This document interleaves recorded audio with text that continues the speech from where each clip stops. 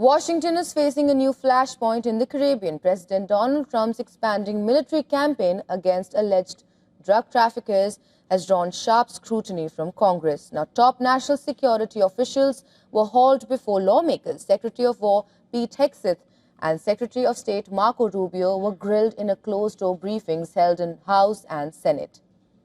The administration says the operations are targeting drug shipments heading for American shores. Critics say the strategy is potentially a step towards an undeclared war.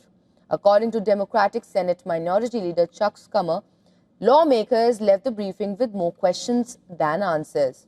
At the center of the controversy is a September 2nd strike, when U.S. forces targeted a drug boat and then launched a follow-up attack to kill the survivors. Lawmakers basically want two things: legal basis behind second strike and full access to the video footage of the second strike. So far, only a small group of senior lawmakers has seen the tape. Rubio and Hegseth stood their ground. Both officials said the operations against drug trafficking boats will continue. Hegseth refused to release a top-secret, unedited video to the public.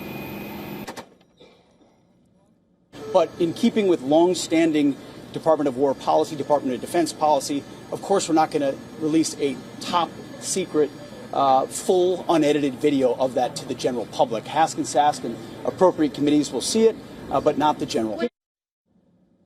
For more on this, our correspondent Susan Tehrani has sent us this report. Take a look.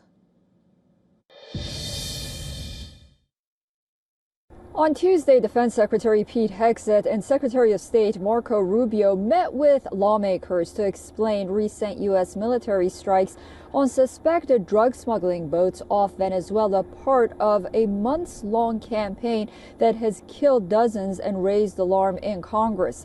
Democrats, led by Chuck Schumer, called the briefing very unsatisfying and said the administration came, quote-unquote, empty-handed, urging the release of full, unedited videos of a controversial strike.